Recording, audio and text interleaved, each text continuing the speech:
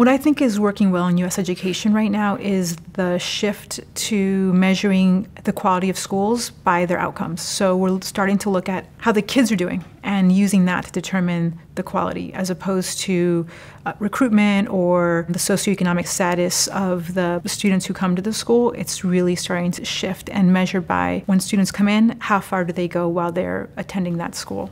When we talk about shifting what's right for kids as opposed to what's right for adults, I mean, really, it's a concurrent thing, right? If we train our teachers to effectively do what's right for kids, then what's right for kids is going to ultimately improve the practice of teachers and the quality of their lives as well.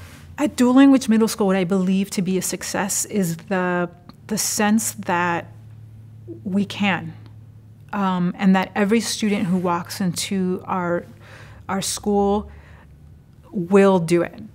And it's that belief that whatever it takes, it's up to the adults to figure it out. And when you shift it to what are we as adults going to do to make that happen, it's empowering to not only the adults, but to the students, who we say to them, we're very matter of fact with them, we have a long way to go. This is really going to be hard, but we're going to do it with you. And let's get started. Let's do it. We've moved from proficiency rates of just about 50% 5 years ago to over 90% 2 weeks ago in our assessments. And I think that there are a number of things that have contributed to that. One of those being is a focus on critical thinking and literacy in the classroom, and how do we get kids to ask their own questions, their own Costas level 1, 2, and 3 questions. How do they know the difference between deduce and identify, evaluate, and list?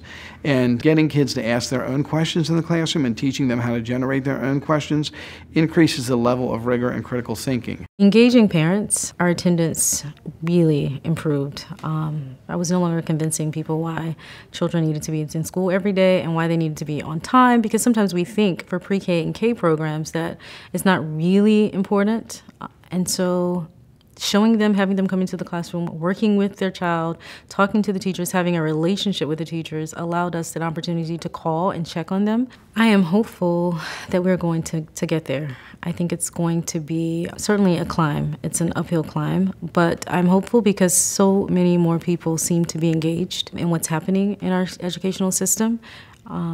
And I'm hopeful that that conversation and the level of collaboration that's already taken place with states regarding Common Core standards, I'm really excited about that. There's no magic trick. We haven't found a shortcut. We found great resources. We found that working as a group, we're definitely greater than the sum of our parts. And our greatest resource is the students themselves, including them in the conversation, empowering them, giving them information. I think what I most would like to share is the answer to the question that we're most frequently asked. How do you do it? What is that you do?